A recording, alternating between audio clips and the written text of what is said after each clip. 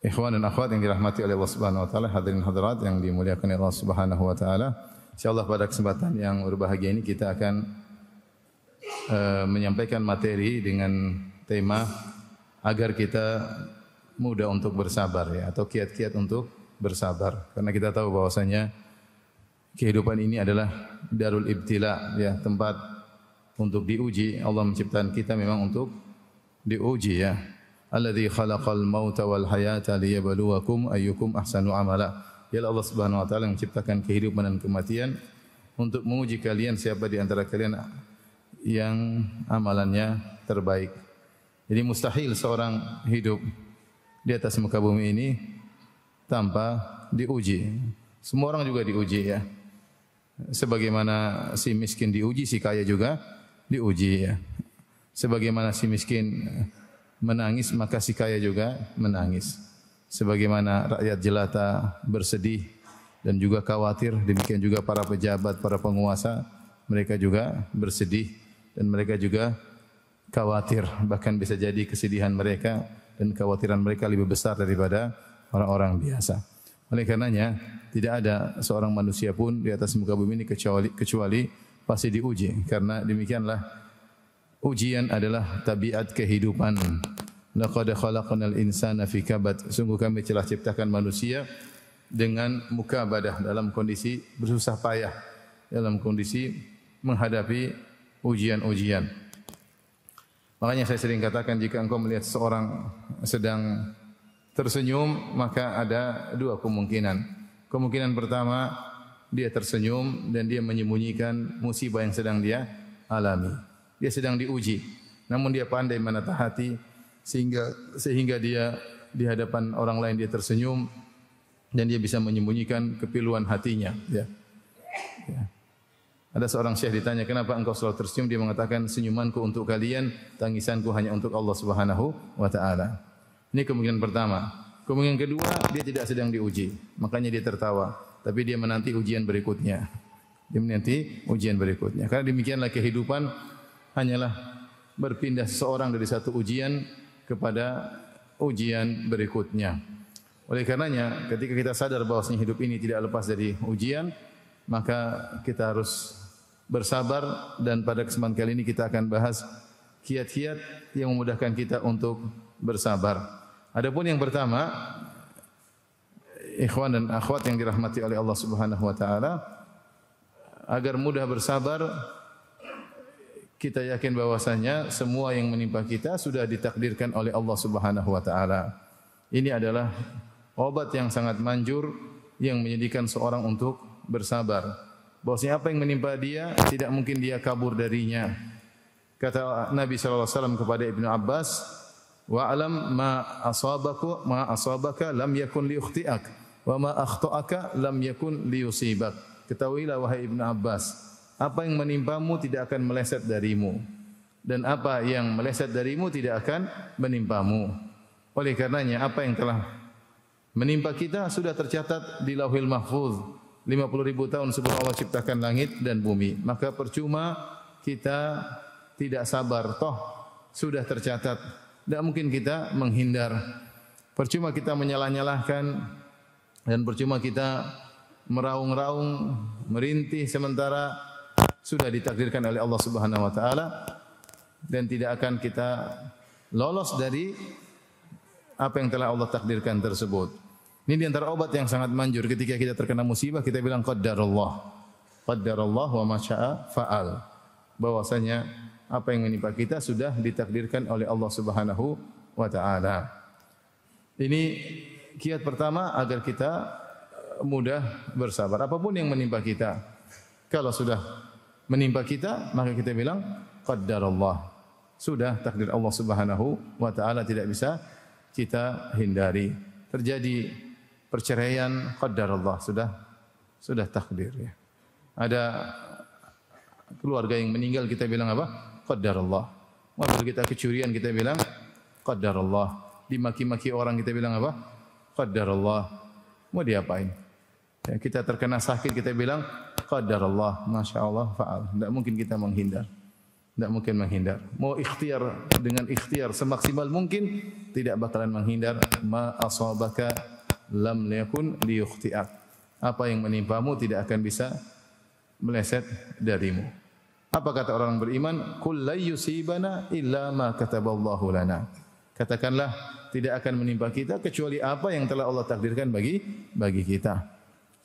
Taib, ini yang pertama. Kiat yang kedua, agar kita mudah untuk bersabar, kita yakin bahwasanya musibah yang menimpa kita kalau kita hadapi dengan kesabaran akan menggugurkan dosa-dosa, Ada khilaf di kalangan para ulama, apakah musibah yang menimpa otomatis menghapuskan dosa-dosa, ataukah karena kita bersabar maka dosa-dosa kita terhapus. Pendapat yang lebih kuat, wallahu alam bisawab, jika bahwasanya terhapusnya dosa-dosa seseorang bukan karena sekedar musibah yang menimpa.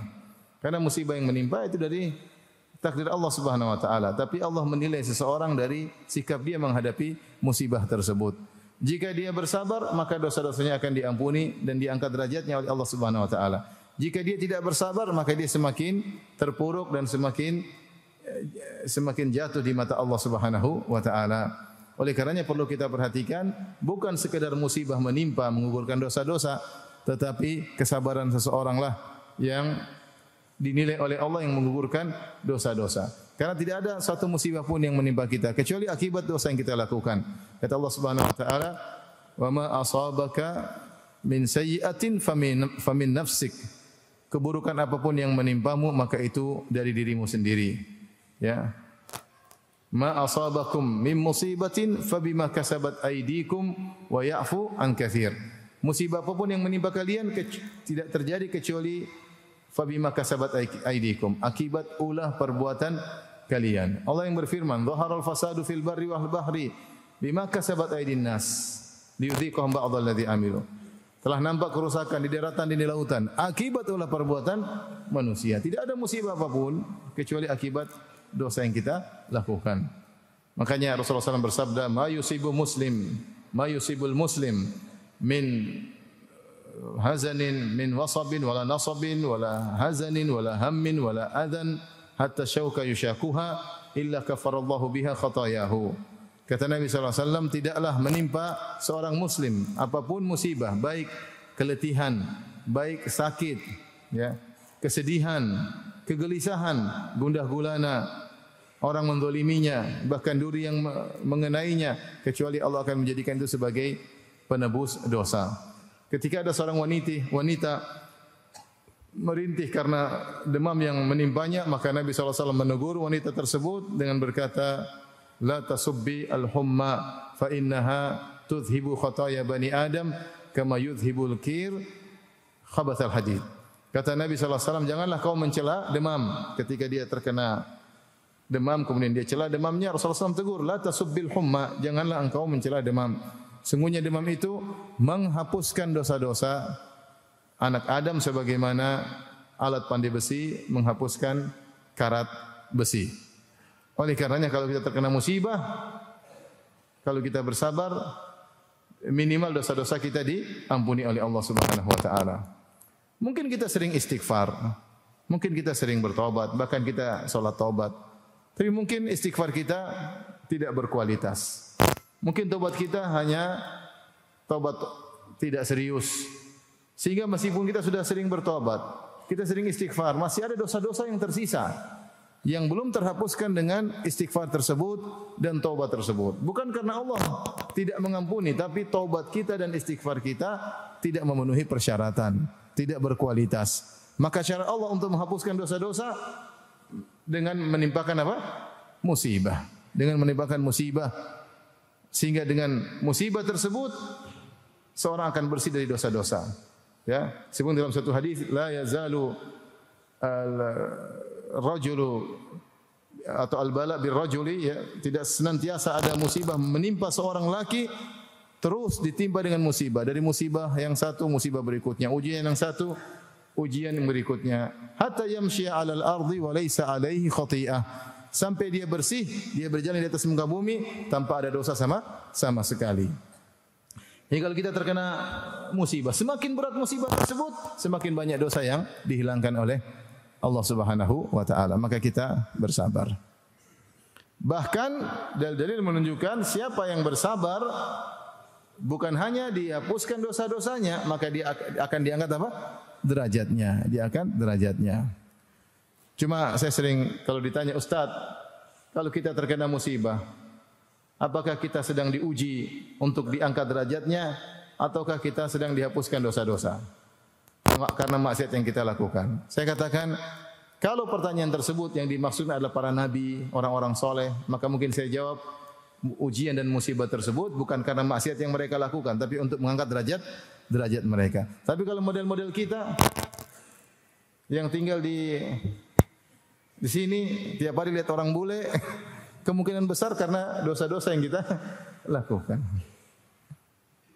Musibah yang mengenai kita kemungkinan besar karena dosa-dosa yang kita lakukan. Maka bersabarlah, karena ini cara yang paling praktis, yang paling cepat dari Allah agar dosa-dosa kita diampuni oleh Allah Subhanahu wa taala. Dan kita tahu kalau kita meninggal dalam berlumuran dosa, maka musibah lebih besar. Musibah di alam barzakh dan musibah ketika kita dibangkitkan di padang mahsyar. Ya. Maka kalau Allah berikan musibah pada kita, apapun yang menyakitkan, yang menyedihkan, yang memilukan hati, ya, sabar. Semua itu adalah penggugur apa? Dosa. Kemudian yang kedua, yang ketiga, agar kita mudah bersabar, ketahuilah bahwasanya musibah yang Allah timpakan adalah salah satu pertanda cinta Allah kepada seorang hamba, atau Allah ingin menginginkan kebaikan baginya. Dalam hadis kata Nabi sallallahu alaihi wasallam, "Man yuridillahu bihi khairan yusib minhu." Siapa yang Allah ingin kebaikan baginya, Allah timpakan musibah padanya.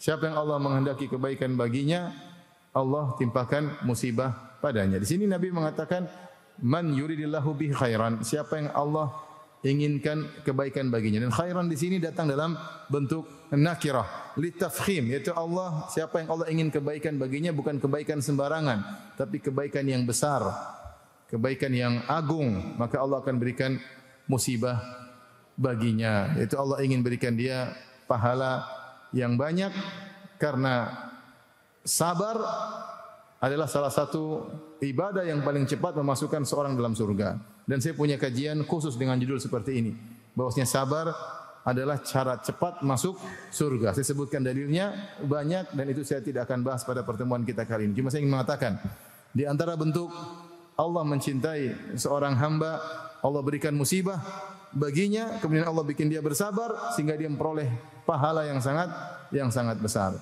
Dalam satu hadis Rasulullah SAW bersabda, "Inna Allaha idza ahabba qauman ibtalahum."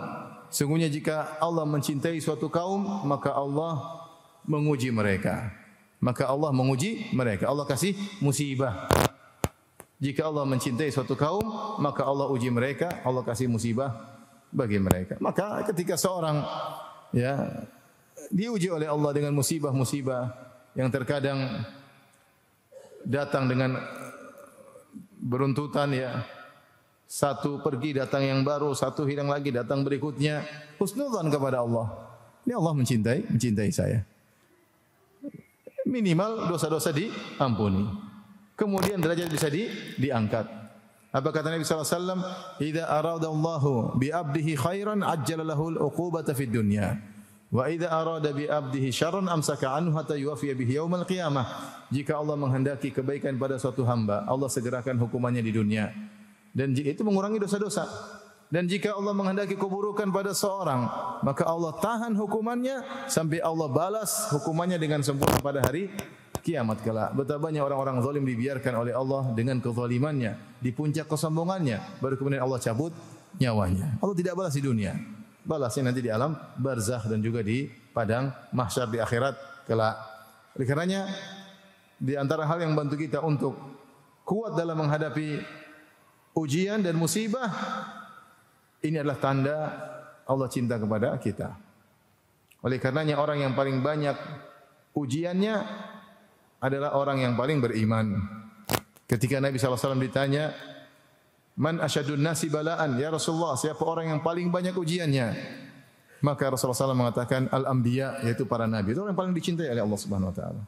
Tsumma salihun, kemudian orang-orang saleh. Tsummal amsal fal amsal, kemudian selanjutnya dan selanjutnya. Ya. Yubtala rajulu ala qadri imanihi. Seorang diberi ujian berdasarkan kadar keimanannya. Semakin seorang dicintai oleh Allah, semakin banyak ujiannya. Makanya kalau kita lihat Nabi SAW adalah orang yang paling banyak diuji. Sejak lahir sudah diuji. Lahir orang ayahnya sudah tidak ada, sudah yatim dan seterusnya. Ujian tidak berhenti pada Nabi SAW sampai akhir hayatnya. Kalau kita baca sirah Nabi, kita akan tahu betapa banyak ujian yang dihadapi oleh Nabi sallallahu alaihi wasallam. Ya, ujian dengan berbagai macam model ujian yang Allah berikan kepada Rasulullah sallallahu alaihi wasallam. Ya. Taib. Di antara kiat yang membantu kita untuk kuat bersabar, siapa yang bersabar, maka Allah akan beri solusi dari sisi Allah Subhanahu wa taala. Kita dapat masalah kehidupan, masalah rumah tangga, masalah ekonomi, ya. Allah mengatakan wasta'inu bis-sabri was-salat. Jadikanlah sabar dan salat sebagai penolongmu. Sabar adalah penolong kata Allah Subhanahu wa taala. Salat, engkau mengeluhkan kepada Allah keluh kesahmu, kondisimu, ya. Selama kepala kita masih bisa kita sujudkan, kemudian kita berbisik-bisik kepada Allah sambil menangis, maka pasti ada solusi. Pasti ada solusi. Sementara kita masih bisa bersabar, pasti ada solusi. Allah yang mengatakan wasta'inu bis-sabri was-salat. Jadikanlah sabar dan salat sebagai penolongmu dalam menghadapi permasalahanmu. Di antara tafsir yang menakjubkan dari Al-Alusi rahimahullah dalam kitabnya Ruhul Ma'ani, beliau menyebutkan bagaimana Allah yang memberi solusi kepada Bani Israel setelah mereka diuji ratusan tahun dengan kekejaman Fir'aun dan bala tentaranya. Kata Allah Subhanahu wa taala, "Wa tammat kalimatu rabbikal husna 'ala bani Israil bima sabaru."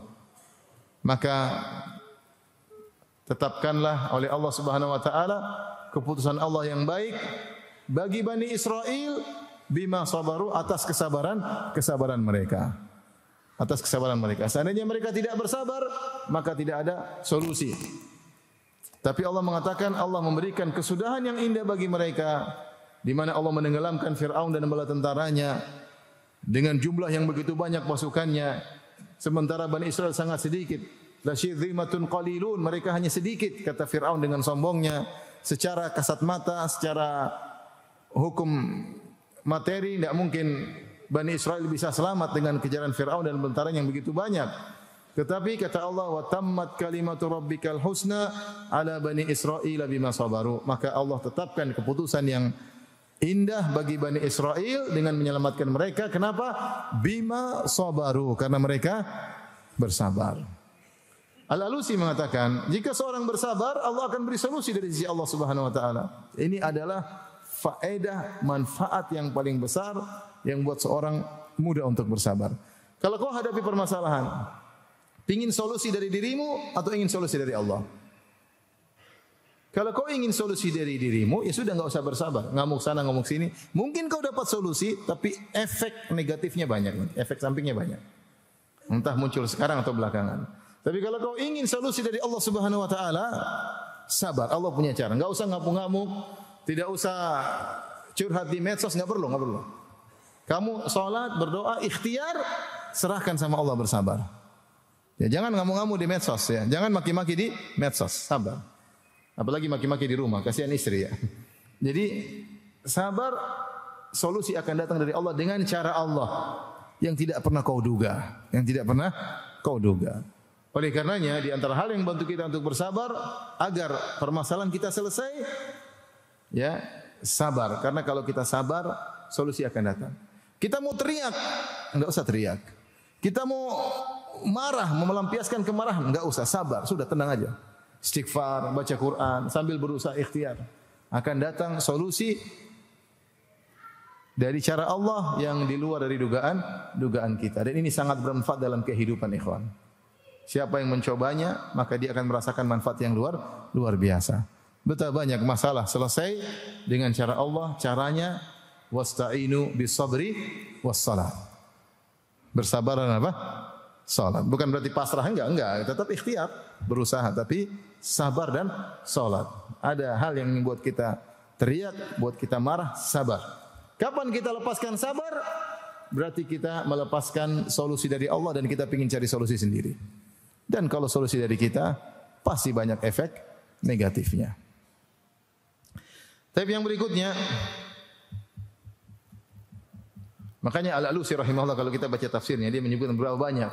Kita melihat negeri-negeri yang tidak mau bersabar dengan hadis-hadis Nabi sallallahu alaihi wasallam, kemudian memberontak kepada penguasanya. Rasulullah suruh bersabar selama pemerintah masih belum kafir. Kemudian mereka tidak sabar.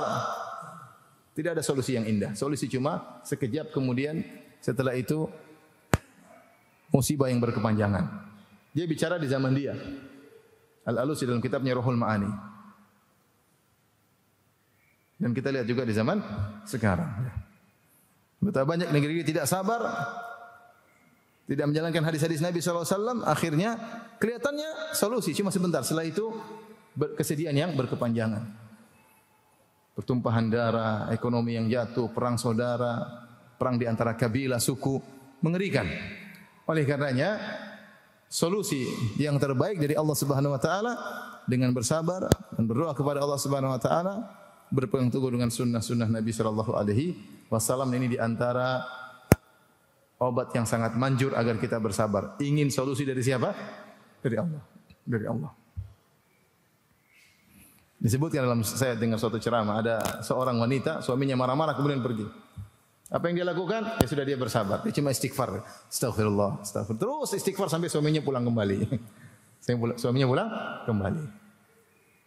Tapi kalau sebagian wanita zaman now, suaminya pulang kembali, bilang, kenapa pulang?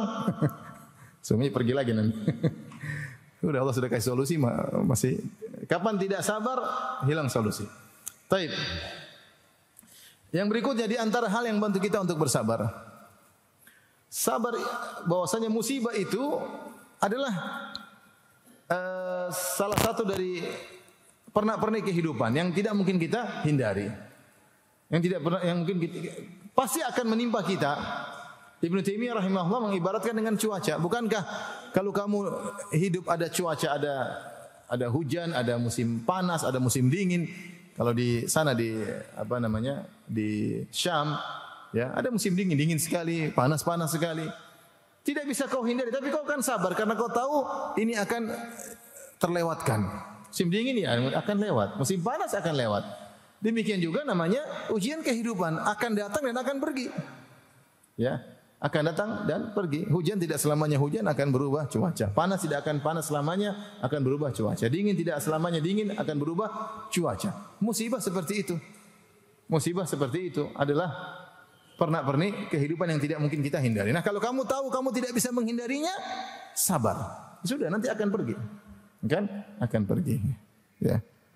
Bahkan perkataan indah dari seorang, dia mengatakan, kalau suatu musibah tidak bisa kau hindari, maka itu bukan musibah. Itu namanya lika-liku kehidupan.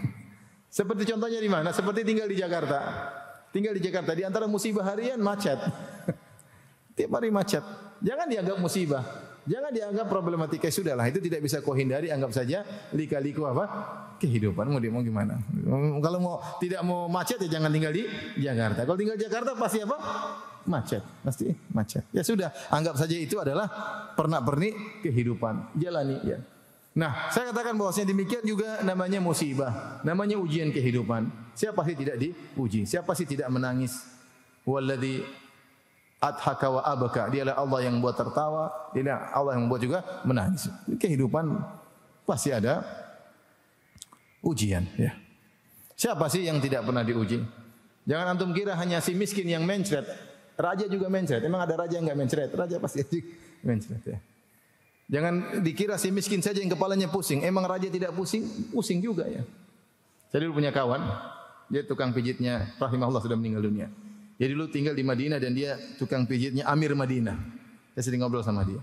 Dia bilang waktu terjadi tembak-tembakan di Madinah, kata dia, Ustadz, itu Amir 3 hari tidak bisa tidur. Saya tukang pijitnya tidur. Kenapa? Gelisah akan terjadi apa? Justru pejabat yang pusing. Tukang pijitnya tidur santai. dia datang untuk mijit Amir supaya bisa tidur ya. Artinya jangan antum sangka hanya si miskin saja yang diomelin istri. Emang pejabat tidak diomelin istri? Semuanya diomelin istri. Jadi maksud saya inilah pernak-pernik kehidupan. Tidak mungkin kita hindari. Akan datang suatu saat akan apa? Pergi sebagaimana cuaca. Jadi dengan tatkala kita menganggap ujian kehidupan seperti cuaca yang silih berganti, ya udah sabar aja. Sabar aja, ini sudah kodratnya kita harus diuji. Ini lanjut atau berhenti? Lanjut aja. Sudah kodratnya kita bakalan diuji oleh Allah Subhanahu wa taala dan tidak mungkin kita bisa menghindar dari ujian tersebut sebagaimana cuaca yang tidak kita bisa menghindar darinya. Ya. Dan tatkala kita mengerti tabiat kehidupan seperti ini, akan ada kerinduan dari kita untuk mencari kehidupan baru yang tidak ada ujiannya sama sekali. Dan kehidupan baru tersebut hanya ada di surga, hanya ada di surga. Oleh karenanya ketika Imam Ahmad ditanya, kapan seorang mukmin istirahat? Kata Imam Ahmad, ketika dia meletakkan kakinya di surga baru dia akan beristirahat. Sebelum dia meletakkan kakinya di surga tidak ada namanya istirahat. Ujian akan datang silih berganti. Semakin Anda beriman semakin tinggi ujian. Hanya saja bentuk ujian berbeda-beda sebagaimana yang Allah kehendaki. Taib kiat berikutnya agar seorang kuat untuk bersabar ya. Husnudzan kepada Allah, bahwasanya ketika Allah memberi ujian kepadamu, seharusnya kau mampu untuk menghadapinya. Seharusnya kau mampu untuk menghadapinya. Dan berbaik sangka kepada Allah. Alhamdulillah Allah tidak berikan saya ujian yang lebih besar, yang belum tentu saya mampu untuk menghadapinya. Oleh karena kalau kita lihat seorang diberi ujian sesuai dengan tidak sama ujian orang-orang. Ustaz ujiannya ini ujiannya ini, pejabat ujiannya ini, rakyat jelata ujiannya ini. Yang pada hakikatnya seorang kalau bertakwa kepada Allah, dia akan bisa menghadapi ujian tersebut. Dan kita syukuri, seandainya saya dikasih ujian lebih besar, belum tentu saya bisa hadapi. Ketika Allah pilihkan ujian ini untuk saya, berarti Allah tahu kapasitas saya. Seharusnya saya bisa apa? Menghadapi. Maka nikmati saja ujian tersebut. Yakin bahwasanya kita bisa menghadapi karena Allah yang pilihkan ujian tersebut. Seandainya Allah berikan ujian yang lain, belum tentu kita kuat untuk menghadapinya. Sehingga kita bersabar ya. Ya akhi, kalau kita lihat orang diuji dengan ujian tertentu, saya bilang kalau saya di posisi dia, mungkin saya tidak bisa hadapi. Seperti itu, kadang kita lihat teman-teman kita diuji. Saya bilang kalau saya di posisi dia, saya tidak kuat. Alhamdulillah kita sedang diuji dengan ujian yang kita kuat menghadapinya. Seandainya kita diuji dengan ujian teman kita, belum tentu apa? Belum tentu kuat. Belum tentu kuat ya. Dan ini juga bermanfaat kalau kita berbicara tentang selain ujian musibah, ujian kekayaan. Kalau antum melihat ada teman-teman antum yang kaya raya, antum pikir seandainya saya diuji dengan seperti dia, diberi kekayaan yang banyak, belum tentu saya bisa bersyukur. Mungkin saya malah malas ikut kajian. Orang mungkin datang ke Baitul Ma'mur lagi kajian, saya tidur ya. Karena sibuk dengan kekayaan. Orang lagi baca Quran, saya sedang hitung kekayaan saya, saldo debit saya hitung terus. Orang lagi sibuk zikir pagi petang, saya sedang telepon sibuk ngurusin pegawai. Gimana gini. Makanya ya sudahlah. Ya.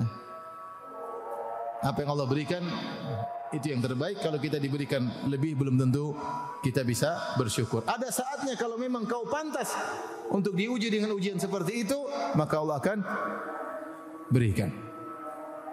Taib.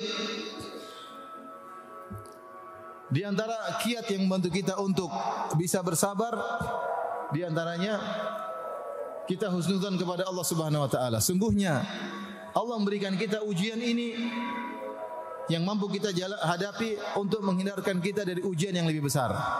Untuk menghindarkan kita dari ujian yang lebih besar. Seandainya kita tidak diuji dengan ujian ini, mungkin kita akan terjebak dalam ujian yang lebih besar yang tidak kita mampu. Makanya ada istilah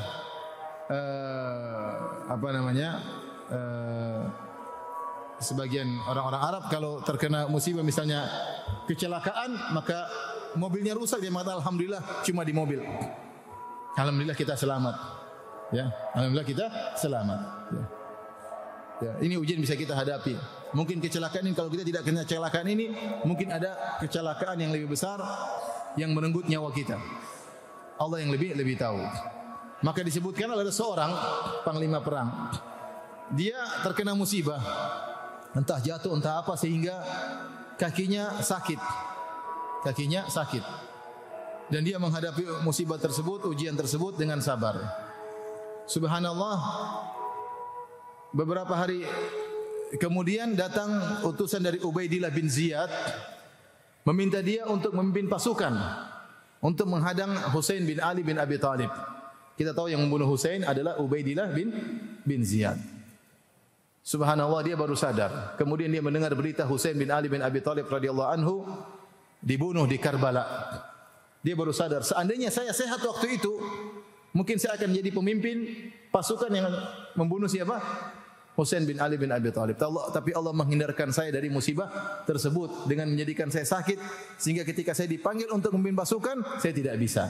Ini contoh, kita dikasih musibah kecil untuk terhindar dari musibah yang besar. Saya punya kawan cerita sama saya, dia pergi ke bandara untuk safar. Ternyata dia kejebak macet, ada masalah akhirnya tiba di bandara terlambat, pesawat sudah terbang. Musibah bagi dia, kehilangan safar, mungkin ada janji mau ketemu siapa, ya. Musibah bagi dia. Tapi ternyata pesawat tersebut meledak atau jatuh atau apa, saya lupa. Akhirnya dia selamat dari musibah yang lebih besar, ya. Selamat dari musibah yang lebih besar. Ada juga seorang dia punya tamu, kemudian dia ngantar tamunya ke bandara. Dia ngantar tamunya ke bandara, ternyata pesawat delay. Ketika pesawat delay, kemudian dia menemani tamu tersebut sampai pesawat terbang, entah delay sejam, 2 jam.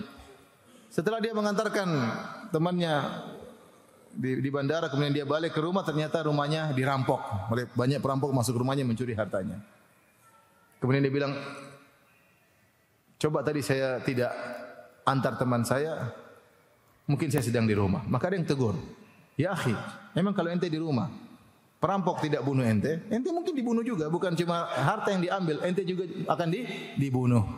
Maka Allah menyelamatkan engkau dengan menjadikan pesawat apa? Delay. Artinya kita positive thinking, bahwasanya kalau kita dikasih musibah untuk dihindarkan dari musibah yang lebih apa?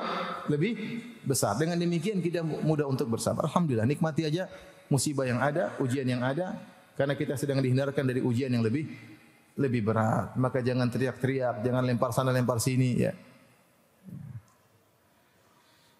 Kemudian di antara hal yang membantu kita untuk bersabar dalam ujian, yakinlah bahwasanya Allah memberikan kita musibah agar ibadah kita lengkap, Allah Subhanahu wa taala berfirman dalam Al-Qur'an, "Inna fi dzalika laayatin likulli sabbarin syakur." Sungguh yang pada demikian itu ada tanda-tanda kebesaran Allah bagi setiap orang yang sabar, yang selalu bersabar, syakur, yang senantiasa bersyukur. Makanya dikatakan al-iman nisfan.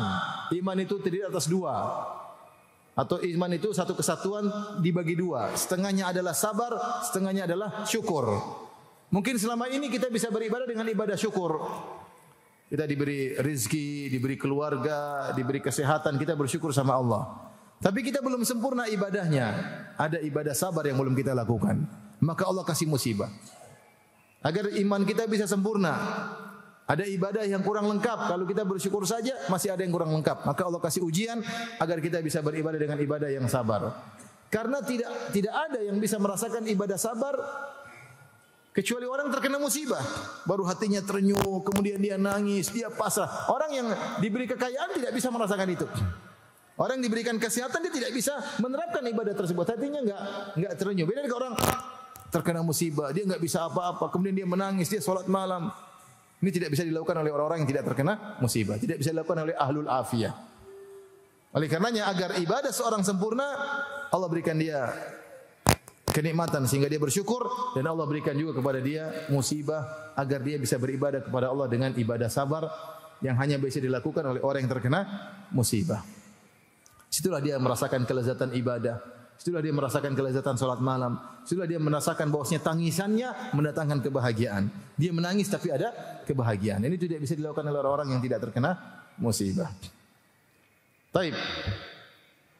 Di antara hal yang membantu kita untuk bersabar ketika terkena musibah dan disyaratkan oleh Ibnu Qayyim rahimahullahu taala bahwasanya orang yang dikasih musibah, dikasih ujian, sungguhnya Allah ingin memberi obat bagi dia untuk menghilangkan penyakit-penyakitnya. Kita tahu obat tidak enak, namanya kita minum obat pahit sehari 3 kali, enggak enak ya. Rata-rata obat tidak enak. Terkadang minum jamu yang tidak menyenangkan, ya.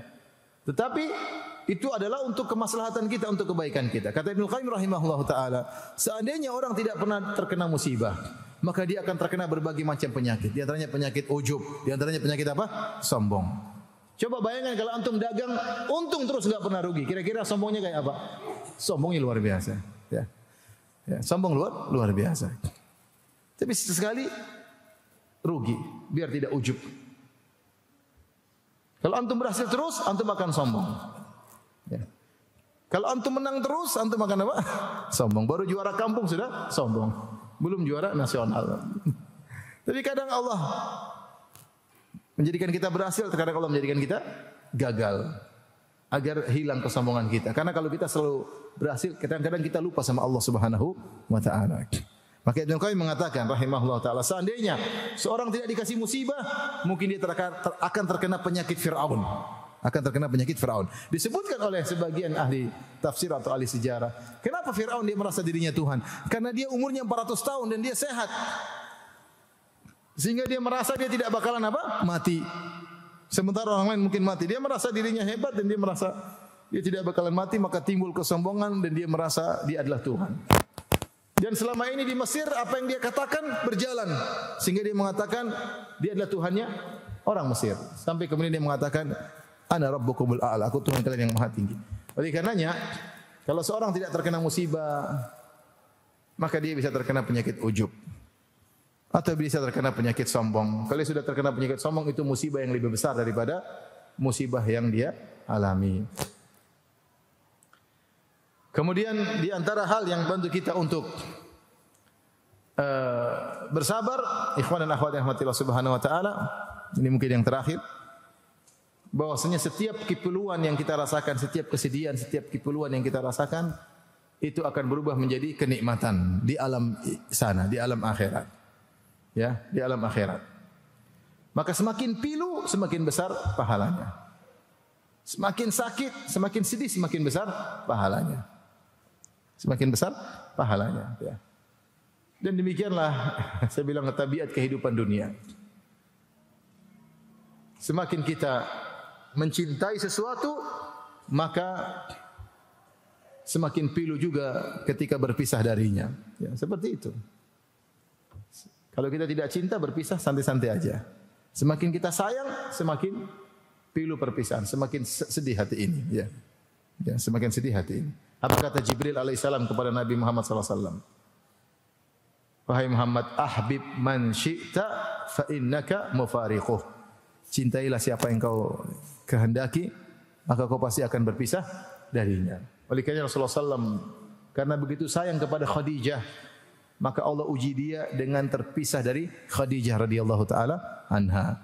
Nabi begitu sayang kepada Abu Talib pamannya, Allah uji dengan wafatnya Abu Talib. Sehingga Khadijah dan Abu Talib meninggal dalam tahun yang sama.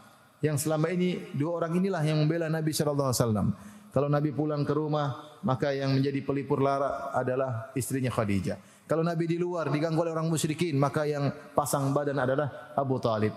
Ketika dua-duanya meninggal di tahun yang sama, Nabi sangat bersedih. Maka ahlu sejarah, ahli siyar, mereka menyatakan tahun tersebut dengan amal huzni. Tahun apa? Kesedihan. Dan kita pun demikian. Mungkin kita kehilangan orang yang sangat kita cintai dan begitu pilunya hati ini ya.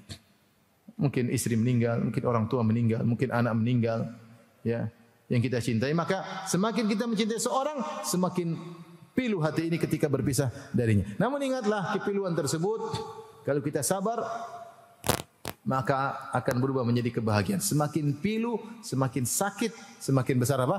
Pahalanya kalau kita bersabar. Tapi kalau kita enggak bersabar maka tidak ada faedahnya. Demikianlah ikhwan dan akhwat yang dirahmati oleh Allah Subhanahu wa taala. Ini tadi beberapa poin yang mungkin jadi renungan bagi kita tatkala kita terkena musibah, ya. Dan ketika terkena musibah, jangan lupa segera kita ucapkan zikir-zikir yang diajarkan oleh Nabi sallallahu alaihi wasallam sehingga kita kuat untuk bersabar. Di antaranya kita mengucapkan apa? Inna lillahi wa inna ilaihi raji'un. Ketika terkena musibah apapun, bilang inna lillahi wa inna ilaihi raji'un. Kita ini milik Allah dan kita akan kembali kepada Allah Subhanahu wa taala. Harta kita, istri kita, diri kita, semuanya milik Allah. Kalau Allah ingin ambil, maka itu hak Allah Subhanahu wa taala. Kemudian kalau kita terkena musibah, kita mengatakan alhamdulillahi ala kulli hal. Ya, segala puji bagi Allah atas segala kondisinya. Kita memuji Allah tatkala kita terkena musibah, bukan karena kita suka musibah, tidak. Tapi kita memuji Allah, kita yakin di balik ini pasti ada hikmahnya. Yang kita tahu ataupun kita tidak tahu. Yang kita tahu segera atau kita tahu belakangan atau kita tidak tahu sama sekali. Tapi kita muji Allah, kita bilang alhamdulillah ala kulli hal. Segala puji bagi Allah atas segala keputusannya. Kalau kita terkena musibah, jangan lupa kita bilang qaddarallahu wa masya fa'al. Ini sudah takdir Allah, tidak mungkin saya hindari, dan dia melakukan apa yang dia kehendaki. Kalau kita terkena musibah, kita berdoa, Allahumma ajurni fi musibati hadza wa akhlif li khairan minha. Ya Allah, berilah aku pahala, ganjaran dalam musibah yang aku hadapi dan gantilah dengan yang lebih baik. Demikian wallahu taala alam bis-shawab.